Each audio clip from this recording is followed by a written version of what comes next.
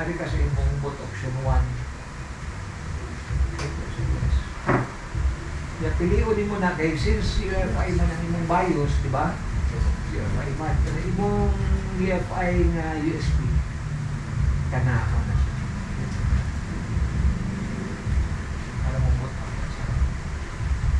Kana set na siya, ready na siya for mo imo na i-reformat pa. Kung ba na settings, press ka F10. Yes. Pero natanan, kung gawas ng bentoy ron, itong installer na to, kapili na ka din na rin sa gusto mong install. Ngayon, pili ka sa gusto mong install, Windows 10 ba o Windows 11. Kung yung laptop na, pag yung laptop is Windows 10, sulan mo Windows 10. Kung hinay na kayo mong laptop ba, ano? pag-reformat ka ba, Kung sila naman ako, laptop eh, speaking mo no? oo. Kung sa'yo ulit saan ko? O, saan ko? Yung karaan to, Windows 11, Windows 7? O, 7. ha? Windows 7 ba? Wala pa ganun mo sulay Windows 10? Wala. Sulay ko Windows 10. So, ako na yung Oo. Pero kinikaroon, mag-isot ka Windows 11 siya. Kanang bako ba? Okay, Windows 11. Araw daw. Enter. Kunya, dali, magawas ka din sa sir. Alay na yung options dali. Kanang normal mode, ginagamit na siya kung legacy imong BIOS. Pero kay UFI man atong BIOS, di ba UFI man, sorry ka sa Wimpod. Ano na, enter. Dapat na to. Nagsugod na kang format ani.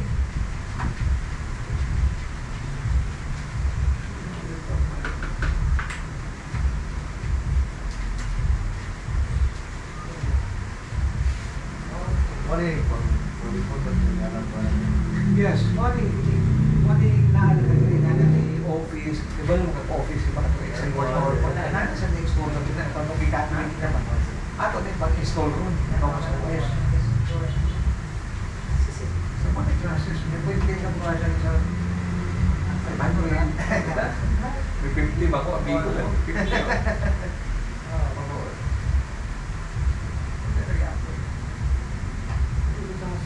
Ginawa kong repair ko dali. Hindi mong nakapag-report na itong network. Siyempre, siya man. Pero kita nang nabigula, wala lang kayo. Wala lang kayo.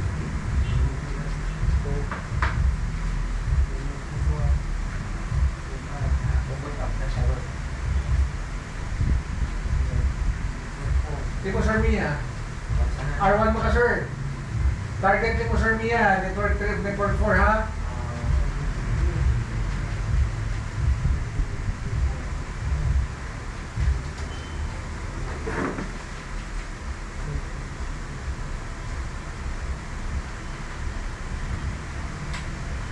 Basta ako ano, no?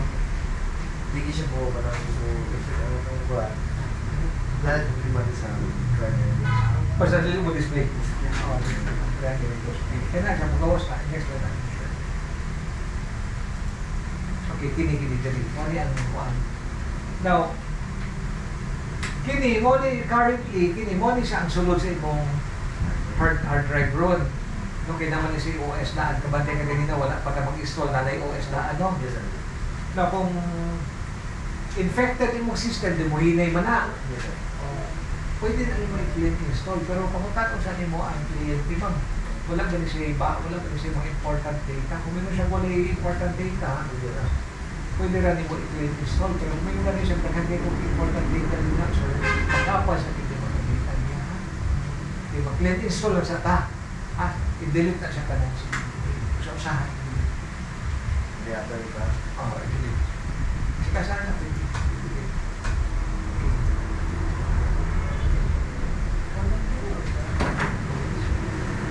So, one siya na, one day. Oo. Highlight the partition mo. Kailan pumus.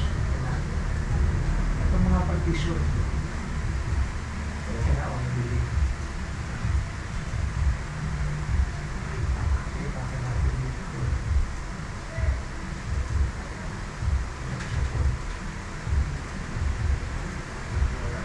Wala na ni mabilin.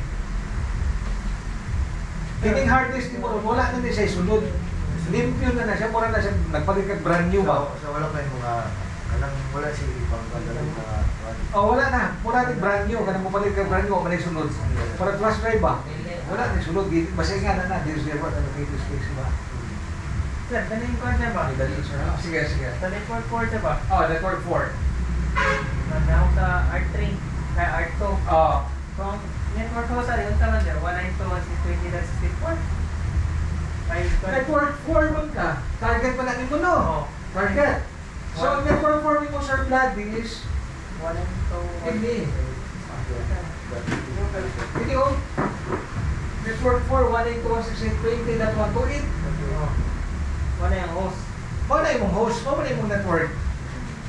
Ano yun? Oh, wala siya, 128. Gateway yan niya.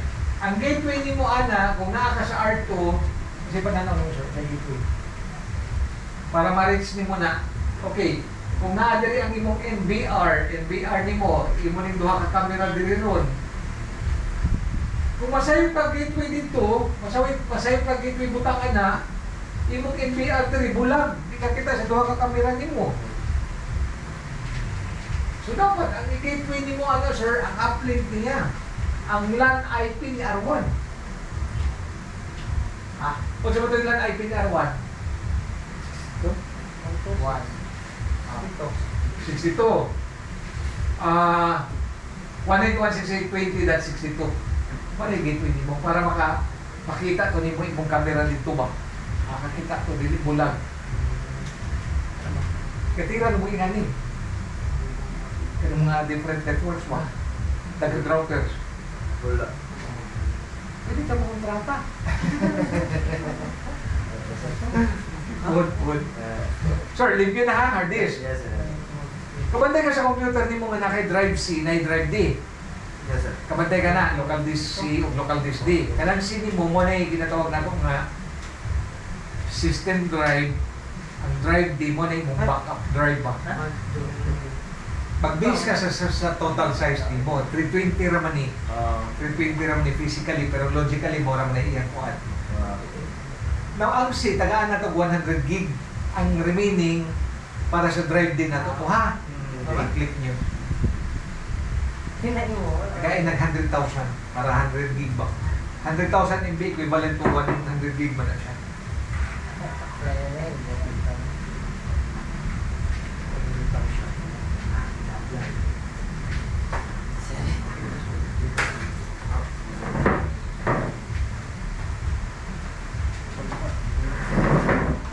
O kaya imong partition 3 sir, mo na imong drive zero. O kaya partition 1, partition 2, wala siya mga system reserve na eh.